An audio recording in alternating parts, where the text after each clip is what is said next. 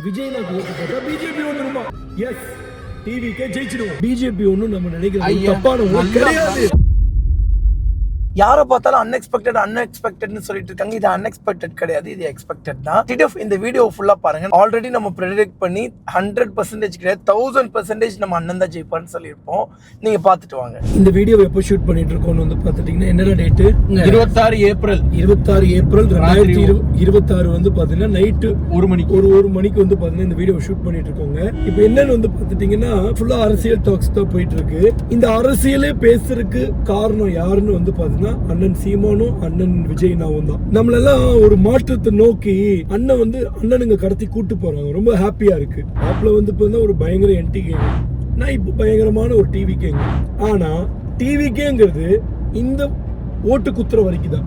ஓட்டு குத்தியாச்சு. யாருக்கு குத்துனேன்? எங்க அண்ணனுக்கு தான். யாரா உங்க அண்ணன்? வயசுல மூத்தவங்க உங்க அண்ணன் சொல்லி எப்பவுமே ஒரு காமெடி போடுவேன். அந்த காமெடியில இந்த வாட்டி ஓட்டு எங்க அண்ணனுக்கு தான். யாரா உங்க அண்ணன்னா? வயசுல மூத்தவங்க எல்லாரும் அண்ணன் தானுங்க, எல்லாரும் அண்ணன் தாங்க. விஜய்னா எங்க அண்ணன், எல்லாரும் எங்க அண்ணன் தான். பட் இந்த வாட்டி நான் டிவி கேக்கு தான் குத்துறேன். இந்த வாட்டி கண்டிப்பா எங்க அண்ணன் தான் விஜய்னா தான் ஜெயிப்பாரு. ஆனா அடுத்த வாட்டி யாருக்கு குத்துவேன்னு வந்து பாத்தீங்கன்னா சீமான அண்ணன் குத்துவேன். அதுக்கு அடுத்தது வந்து பாத்தீங்கன்னா பிஜேபிக்கு குத்துவேன். அதுக்கப்புறம் வந்து பாத்தீங்கன்னா டிஎம்கே, அதுக்கப்புறம் ஏடிஎம்கே. எல்லா வாட்டியும் ஒவ்வொருத்தங்களையும் வின் பண்ண வைக்கணும். வருஷமா எல்லாருமே டிஎம்கே, ஏடிஎம்கே, பிஜேபி. இது வந்து இந்த ஓட்டு வந்து பாத்தீங்கன்னா பிஜேபிக்கும் காங்கிரஸுக்கும் தான் போகும். பட் நான் பொதுவா பேசுறேன். எல்லாருமே ஒவ்வொரு வாட்டி நம்ம தமிழ்நாட்டுல என்ன வரும்? ஒன்னும் வந்தா ஏடிஎம்கே வரும், இல்ல டிஎம்கே வரும். ஒரு மாற்றம் வேணும்ல. புதுசா ஒரு ஆளுக்கு சப்போர்ட் பண்ணும்ல. ஒரு வாட்டி சீமான அண்ணனுக்கு சப்போர்ட் பண்ணுவோம், ஒரு வாட்டி விஜய்னாக்கு சப்போர்ட் பண்ணுவோம். அதுக்கப்புறம் புதுசா யார் வராங்களோ அவங்களுக்கு மாற்றத்தை மாத்திக்கிட்டே இருக்கணுங்க. மாப்பிள்ள இருந்துட்டு வந்து பாருங்க இந்த வாட்டி நீங்க டிவிக்கே ஜெயிச்சிருவீங்களான்னா எஸ், டிவிக்கே ஜெயிச்சிடுவோம். இத்தனை நாள் நான் பேசல, இப்ப நான் சொல்றேன் டிவிக்கே கண்டிப்பா ஜெயிக்கும். எப்படி ஜெயிக்கும்னு சொல்றேன், கேட்டுக்கோ. சோ மத்த கட்சிகள்லாம் வந்து பாத்துட்டீங்கன்னா ஓட் பேங்க்ஸ் வச்சிருக்கீங்க. கேஸ்ட், ரிலீஜியன், சொந்தக்காரன், அது இதுன்னு வச்சிருக்கீங்க. எல்லாம் 100க்கு 100 உண்மைதான். நான் ஒருத்தங்க கிட்ட கேக்குறேன், நான் இந்த மாதிரி இந்த கட்சிக்கு போடுறேன் அப்படின்னாங்க. யார்? என் கிளாஸ்மேட் பொண்ணு, நம்ம வயசு பொண்ணு. யார் அந்த பொண்ணு? கிறிஸ்டின் பொண்ணு. சரியா? எதுக்கு மதத்தை சொல்றேன்னு சொல்லி சொல்றீங்க. நான் எது பிரிச்சு பேச மாட்டேன், உங்களுக்கு தெரியாது ஒண்ணு. பட் ஏன்னு சொல்றேன் கேட்டுக்கோங்க. யாருக்குடி எப்போ ஓட்டு போட்டேன்னா நான் எப்பவுமே இவங்களுக்கு தான். அது என்னடி எப்பவுமே இவங்களுக்கு, எதனால அப்படின்னு சொல்லி கேட்டேன். அதுக்கு அந்த பொண்ணு பதில் சொல்லல. பரவாயில்ல, அதெல்லாம் அப்படிதான் அப்படின்னு சொல்லி சொன்னேன். பரவாயில்ல, அது ஏன் என்ன நீ சொல்லு அப்படின்னு சொல்லி சொன்னேன். ஏன்னா விஜய் நான் ஓட்டு போட்டா பிஜேபி வந்துருமா? டிஎம்கே போட்டா பிஜேபி உள்ள வராது, இல்லனா பிஜேபி உள்ள வந்துரும். பிஜேபி இது ஒரு சரியான மித்து. நான் ஓப்பனா சொல்றேன். உங்களை பொறுத்தளவுக்கு துன்மார்க்க அரசியல் நடவலும் பரியாசக்காரும் வழியில் நில்லாமலும் பைபிள்ல சொல்லிருக்காங்க. இது என்ன 1:1 தானே? சங்கீதம் 1:1. தெரியும். அதாவது இதுல என்னன்னா ஒரு கெட்டது செய்யறான்னு உனக்கு தெரிஞ்ச அவனோட வழியில நீ நடக்கிறதோ, அவன் உட்கார்ற இடத்துல உட்கார்றதோ, நீயும் அவனுக்கு வந்து துணை போறதுக்கு சமம். இது வந்து நான் கிறிஸ்டியனா சொல்றாங்க. ஓகே, என் மதத்தாளுங்க சொல்றாங்க. ஓகே, என் மதத்தாளுங்களுக்கு நான் நீ பேய் வந்துரும் சொல்லி பயந்து ஒருத்தங்களுக்கு நீ போய் தப்பானவங்க நினைச்சா அவங்களுக்கு ஓட்டு போடுறேன்னா அந்த பேயே பரவாயில்லடா, எல்லாமே ஒண்ணுதான்டா. டேய் உண்மையா சொல்றேன்டா, பிஜேபி ஒண்ணும் நம்ம நினைக்கிறோம் தப்பானவங்க கிடையாது, ரொம்ப தவறானவங்க. ஆனா எனக்குமே வந்து பார்த்தா சில முரண்பாடுகள் இருக்கு. எனக்கு ஒரே ஒரு முரண்பாடு என்னன்னா, மத அரசியல கொண்டு வராம இருந்தாங்கன்னா நான் சத்தியமா ஆதரிக்கிறேன். அது உண்மை, அதுதான் எனக்கு இருக்கக்கூடிய முரண்பாடு. அந்த மத அரசியல் தான். ஆனா அந்த மத அரசியலுமே வந்து பார்த்தா கூடிய சீக்கிரத்துல மாறும்னு நான் நம்புறேன். இப்போ பல வருஷமா இந்த கட்சிக்கும் குத்திட்டு இருந்த இந்த விரல் இப்போ 3வது கட்சியா புதுசா ஒண்ணுக்கு குத்திருச்சு. 4வது கட்சியா இன்னொரு கட்சிக்கு குத்திருக்கு.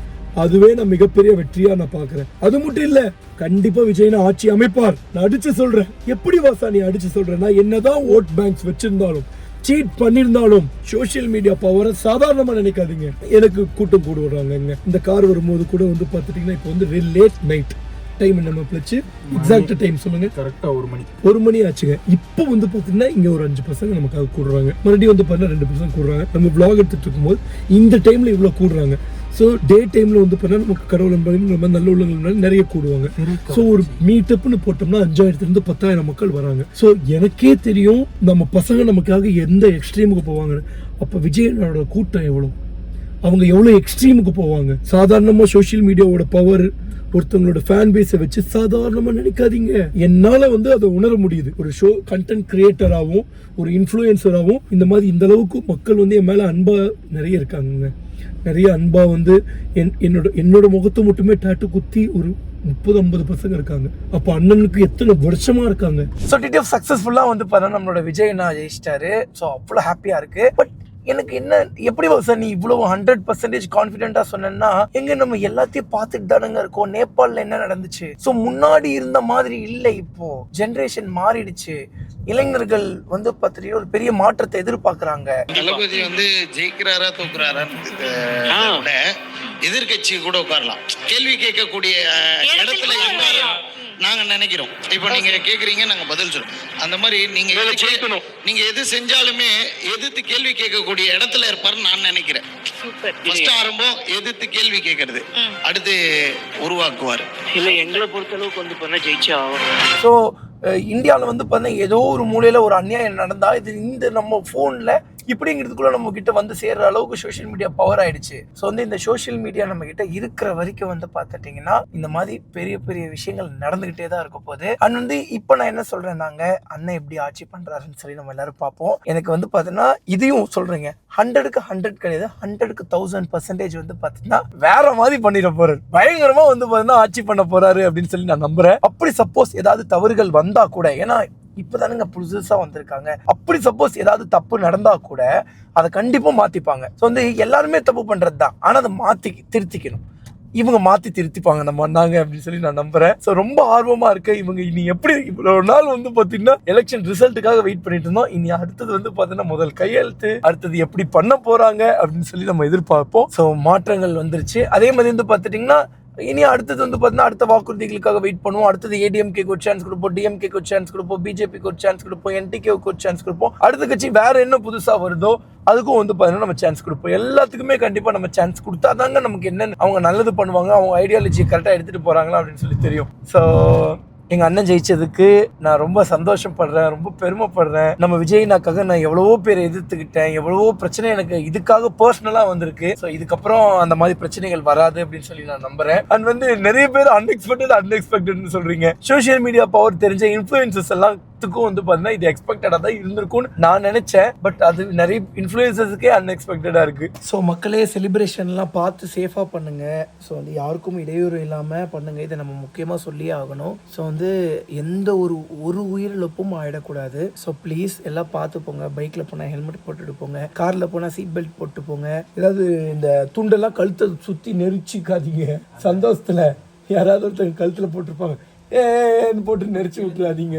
அந்த மாதிரி புளிச்சு எடுத்து விட்டுறாதீங்க. விசில்லாம் கம்மியா ஊதுங்க, ஏன்னா கார்ல போய் ஊதி விட்டுறாதீங்க. நைட் டைம் வேற ஆயிடுச்சு. ஸோ எல்லாம் பார்த்து பத்திரமா இருங்க. இன்னும் இப்போ டைம் வந்து பார்த்தீங்கன்னா 7:21 ஆயிடுச்சு. ஆக்சுவலி முன்னாடியே ஷூட் பண்ணிட்டு இருக்கேன் நான். இன்னும் அஃபீஷியலா அனௌன்ஸ் பண்றதுக்காக நாங்கள் வெயிட் பண்ணிட்டு இருக்கோம். அவ்வளோதான். கன்ஃபார்முங்கிறீங்களா?